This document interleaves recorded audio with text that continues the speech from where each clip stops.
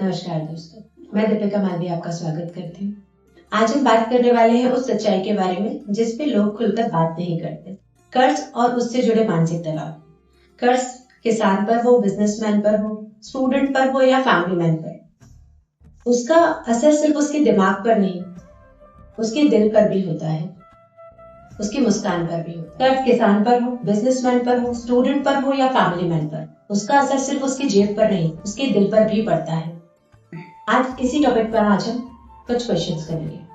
Sir, मेरा एक आम सवाल है आपसे, जब कोई इंसान कर्ज में डूबा होता है तो उसके दिमाग में सबसे ज्यादा क्या है? नमस्कार दोस्तों, मैं अतुल भरद्वाज सुनो सीखो और आगे बढ़ो चैनल के माध्यम से आपके सामने आज दीपा जी फिर से आई और उन्होंने अपना पहला सवाल मेरे से आते आते किया है कि कर्ज में डूबा हुआ इंसान की जो परेशानी होती है वो क्या होती है। देखो दीपा जी, सबसे बड़ी बात तो ये है कि ये वास्तव में हकीकत है कि कर्ज में डूबा हुआ जो व्यक्ति है मुख्य रूप से लगातार मानसिक रूप से सबसे ज्यादा परेशान होता है। उसके दिमाग में हर वक्त सिर्फ ये बातें सबसे ज्यादा चलती है कि मैं इस कर्ज को कैसे खत्म करूं।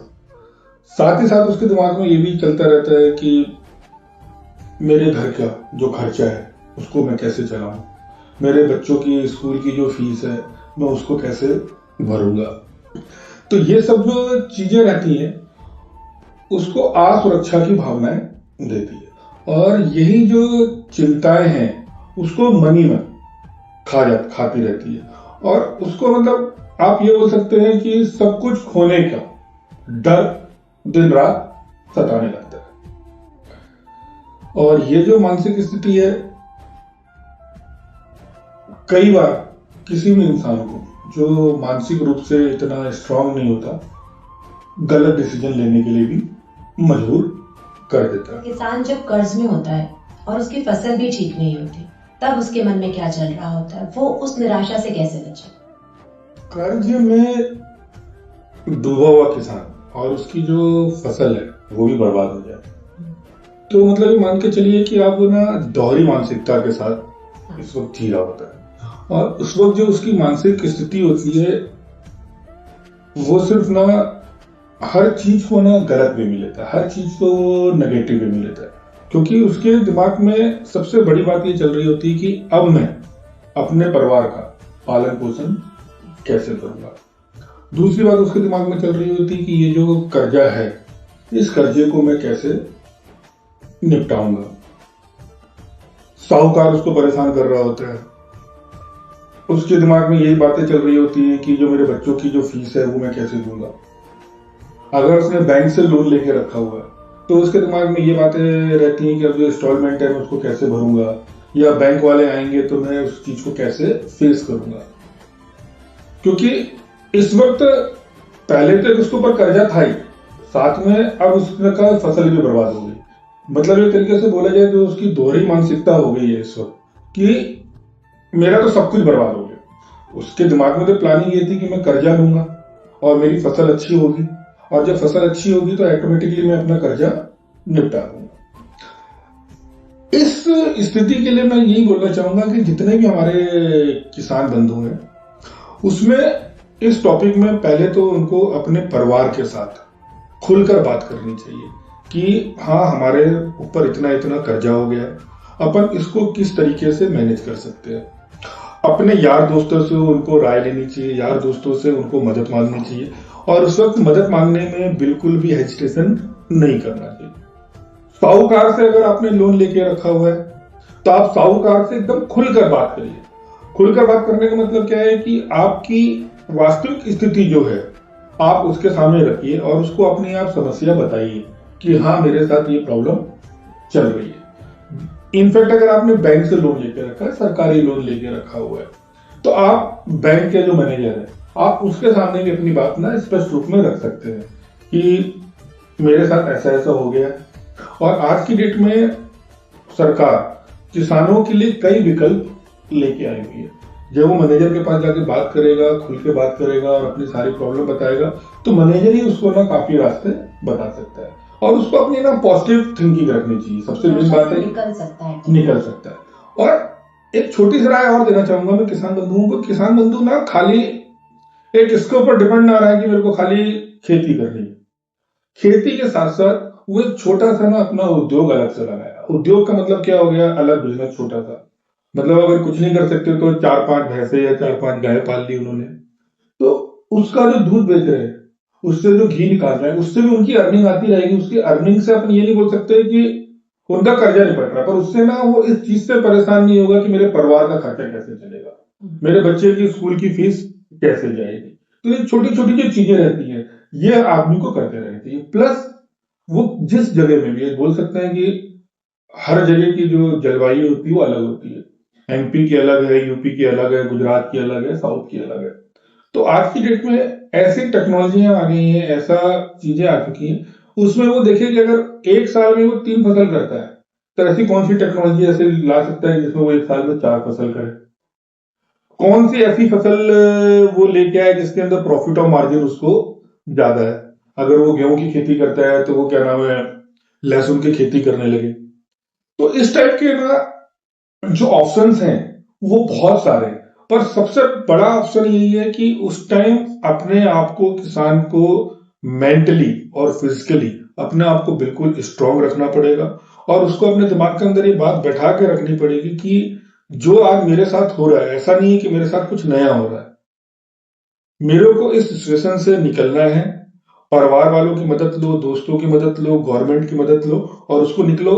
उस फेज से आप निकल सकते हैं और कोई भी गलत कदम आप ना उठाएं। सर, एक बिजनेसमैन या स्टार्टअप फाउंडर लोन और लॉस दोनों झेल रहा हो, तब वो अपने आप को कैसे? एक बिजनेसमैन, और आपका दूसरा सवाल उसी के अंदर है कि एक स्टार्टअप वाला बंदा लोन और लॉस अगर दोनों झेल रहा हो, तो उसको उस स्थिति से सबसे बढ़िया होता है कि आपको प्लानिंग करनी चाहिए।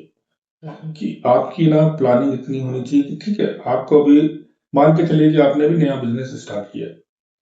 अभी आपको बिजनेस स्टार्ट किए हुए 1 साल हुआ है या 6 महीने हुए, तो पहले अपना बैठिए ठंडे दिमाग से और सोचिए कि हमने क्या क्या गलती करी है, और उसके उन गलतियों को ठीक करते हुए आगे की नई प्लानिंग बनाइए कि अब मेरे को आने वाले 3 महीने अपन को किस तरीके से निकालने हैं। उसमें वो अपना बजट बनाए, अपनी मार्केटिंग प्लानिंग बनाए।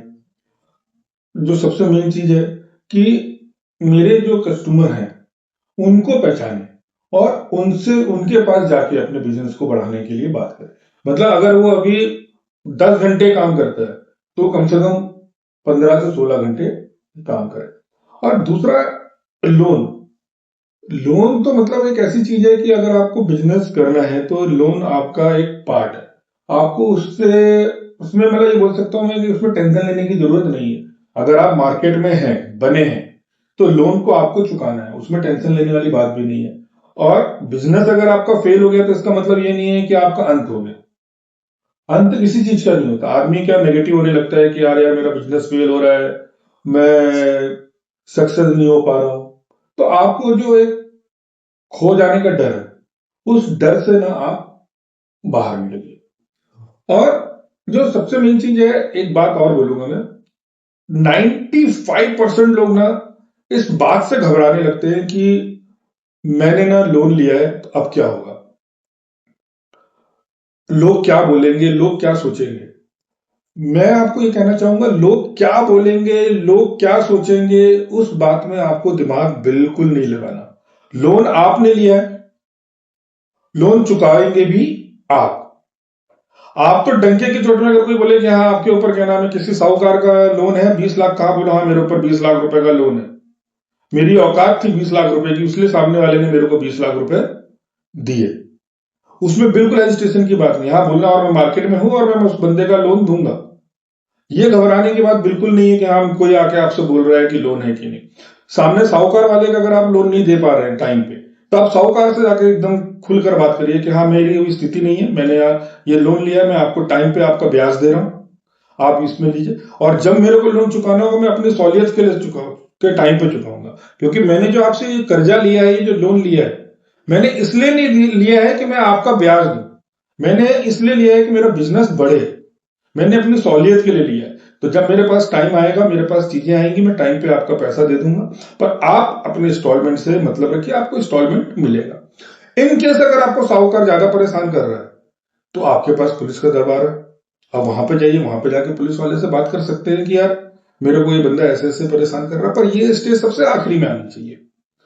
पर ये मैं बात इसलिए कर रहा हूं कि पुलिस वाले के पास तब जाइए, आप कोई लीगल एक्शन तब लीजिए जब आपको वो मानसिक ज्यादा परेशान करे। क्योंकि ऐसे में क्या कर, मैंने देखता हूँ, अखबारों में भी सुनता रहता हूँ, टीवी में न्यूज में भी देखते रहता हूँ कि कई बार आदमी ना गलत कदम उठा लेता है, कोई आदमी सुसाइड कर लेता है। तो इसमें इन छोटी छोटी चीजों में सुसाइड करना कोई बहुत बड़ा सोल्यूशन नहीं है। उस चीज से आपको ना डट कर लड़ना है। और जब आपका बिजनेस ऑटोमेटिकली ग्रो करेगा, प्लानिंग करेंगे और सारी चीजें करेंगे, अपने परिवार से खुलकर बात करेंगे। अब परिवार से खुलकर बात करने का मतलब इसमें यह रहता है कि आपके जो घर के खर्चे हैं उसको थोड़ा सा कम कर दीजिए, आपके जो पर्सनल खर्चे हैं आप उसको थोड़ा कम कर दीजिए। आप महीने में अगर 5 बार घूमने जाते हैं तो महीने में 1 बार घूमने जाइए। तो जब आपके खर्चे ऑटोमेटिक कम होंगे, बिजनेस आपका ग्रो करेगा, आप 16 घंटे काम करेंगे तो ऑटोमेटिकली आपका प्रॉफिट ऑफ मार्जिन बढ़ेगा। जब प्रॉफिट ऑफ मार्जिन बढ़ेगा तो ऑटोमेटिकली आप इंस्टॉलमेंट टाइम पे दे पाएंगे। तो कर्ज से डरने की बिल्कुल जरूरत नहीं है, और उसके कई समाधान हैं आपके पास, और उन समाधान के लिए आप आराम से ठंडे दिमाग से बैठो और उसका रास्ता निकालो। सर, जो लोग लोन के कारण होपलेस फील कर रहे हैं उन्हें आप क्या संदेश देना चाहेंगे? उनके लिए मेरा बहुत छोटा सा संदेश है। सबसे पहला पॉइंट ये आता है कि आप अपने आप को, खुद को दोष देना बंद करें। आप ये चीज देखो कि आपसे क्या गलतियां हुई हैं, उन गलतियों को सुधारें, ना कि आप अपने आप को दोष देते रहिए। और असफलता का मतलब ये नहीं है कि अंत, असफलता का मतलब ये है कि आपने जो गलतियां करी हैं उनसे सीखें और उन गलतियों को दोबारा ना करें। सर, अच्छा लगा आपसे बात करके। उम्मीद करती हूँ कि जो लोग कर्ज में हैं वो अब गलत कदम नहीं उठाएं। धन्यवाद।